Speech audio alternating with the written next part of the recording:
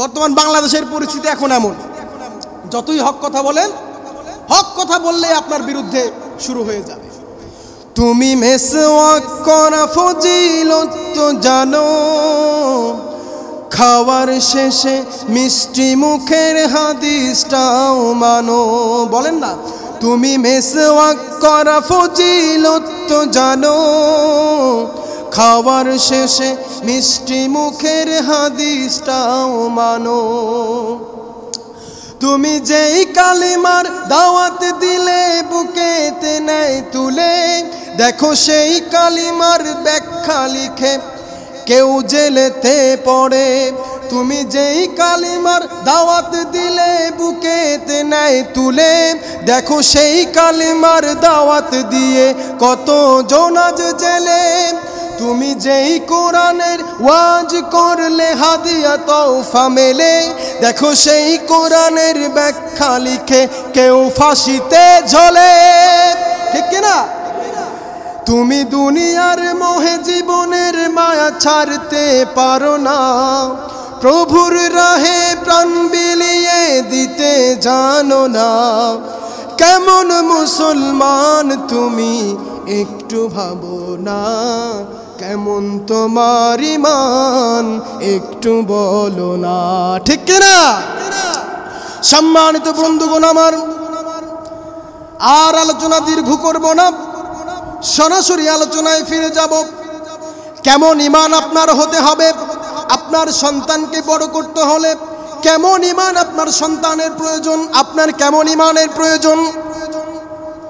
হযরত মুসা আলাইহিস সালামের আগমন যখন ঘটে, বনী ইসরায়েলের সমস্ত শিশুকে হত্যা করার নির্দেশনা দিল ফেরাউন। কোনোভাবেই মুসা আলাইহিস সালামের আগমন দুনিয়াতে ঘটানো যাবে না। যখনই কোনো পুত্র সন্তান দুনিয়াতে আসলো, সবাইকে হত্যা করলো। কিন্তু আল্লাহ তাআলা হযরত মুসা আলাইহিস সালামকে দুনিয়াতে পাঠাবেন, ঠেকানোর কোনো ক্ষমতা আছে? কোনো ক্ষমতা আছে? আল্লাহ যদি পাঠায়, কোনো ষড়যন্ত্র করে কোনো লাভ নাই। মুসা আলাইহিস সালাম দুনিয়ায় চলে আসলো। দুনিয়ায় চলে আসার পরে ফেরাউনের স্ত্রীর কাছে বড় হতে লাগলো। যে মারবে, যে হত্যা করবে, তার কাছেই আল্লাহ তাআলা বড় করলেন। তার ঘরেই আল্লাহ তাআলা মুসা আলাইহিস সালামকে বড় করলেন। বড় হবার পরে সর্বপ্রথম ফেরাউনের ঘরেই ইসলামের দাওয়াত দিয়ে দিলেন। সুবহানাল্লাহ বলেন। ফেরাউনের ঘরের মধ্যেই ইসলামের দাওয়াত চলে গেল। ফেরাউনের স্ত্রী আসিয়া কালেমা পড়ে মুসলমান হয়ে গেল। তার সঙ্গে ফেরাউনের অর্থমন্ত্রী, সেও মুসলমান হয়ে গেল। এইবার ফেরাউনের কানে যখন পৌঁছে গেল যে তার ঘরের বউ মুসলমান হয়ে গেছে, সাথে তার অর্থমন্ত্রীর বউ মুসলমান হয়ে গেছে, এই কথা যখন ফেরাউনের কানে চলে গেল, ফেরাউন তো রেগে মেগে ফায়ার। ডাকলো, ফেরাউনের স্ত্রীকে ডাকা হলো, তার অর্থমন্ত্রীর স্ত্রীকেও ডাকা হলো। ডেকে নিয়ে বলতেছে, তোমরা নাকি মুসলমান হয়ে গেছো, তোমরা নাকি মুসার কালেমা পাঠ করে মুসলমান হয়ে গেছো। ফেরাউনের স্ত্রী বলতেছে, আমরা মুসলমান হয়ে গিয়েছি। হ্যাঁ, আপনি সত্য জানেন, আমরা মুসলিম হয়ে গিয়েছি। ফেরাউন তখন বলতেছে, এখন আমার পায়ে সিজদা করে আমার আনুগত্য স্বীকার করো, তাহলে আমি তোমাদেরকে বাঁচিয়ে দিব, আমি তোমাদেরকে হত্যা করব না, আমি তোমাদেরকে মেরে ফেলবো না।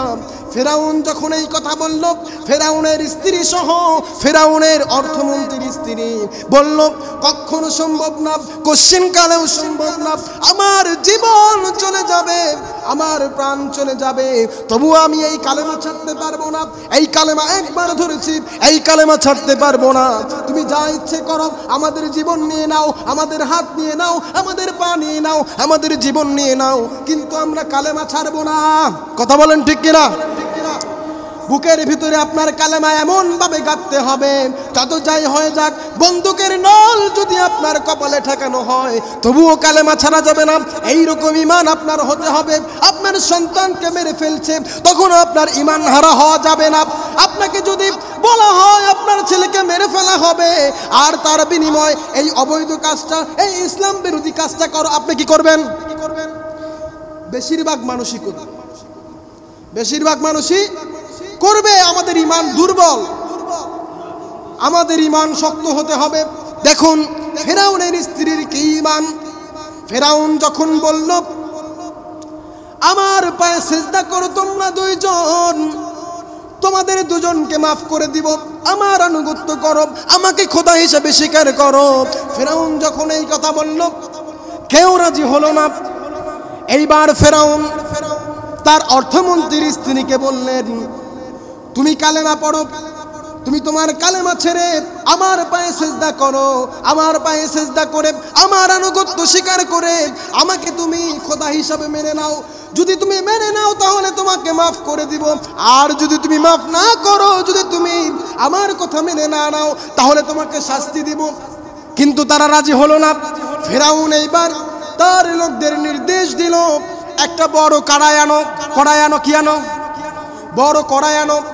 কড়াইয়ের মধ্যে গরম তেল রেখে দিল। তেল বলক পাড়তেছে। কি করতেছে? বলক পাড়তেছে। এত বড় কড়াই, বিশাল বড় কড়াই, কড়াইয়ের মধ্যে শুধু তেল, তেল বলক পাড়তেছে। ফেরাউন তখন নির্দেশ দিলেন অর্থমন্ত্রীর স্ত্রীকে তুমি যদি আমার কালেমা না পড়ো, তুমি যদি আমাকে খোদা হিসাবে না মানো, তোমার যে সন্তান আছে তোমার সন্তানকে এর মধ্যে ফেলে রোস্ট করব। কি করব? রোস্ট করব তোমার সন্তানকে। যদি তুমি কালেমা না ছেড়ে, মুসার কালেমা না ছেড়ে যদি আমাকে খোদা হিসাবে না মানো, তাহলে তোমার সন্তানকে এই ভাজা, এই গরম তেলের মধ্যে রেখে রোস্ট করব তোমার চোখের সামনে। কি করবে? রোস্ট করবে। ফেরাউনের অর্থমন্ত্রীর স্ত্রী বলল যা খুশি করেন। কি ঈমান দেখেন!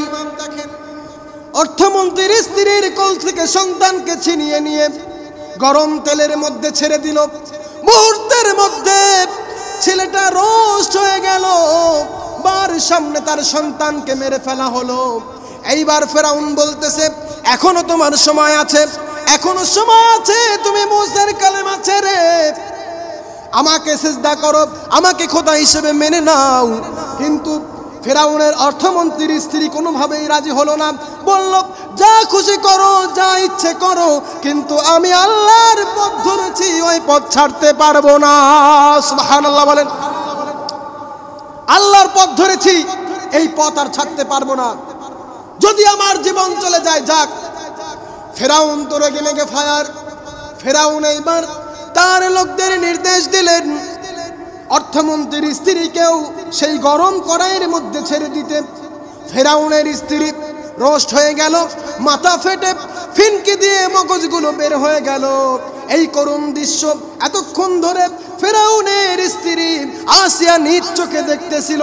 এইবার ফেরাউন তার স্ত্রীকে বলতেছে ও আসিয়া, তোমার সঙ্গে আমার কত সুন্দর সম্পর্ক কেটেছে, কত অন্তরঙ্গ মুহূর্ত আমাদের কেটেছে, এখনো সময় আছে, তুমি আমার পায়ে সিজদা করে আমাকে প্রভু হিসেবে মেনে নাও।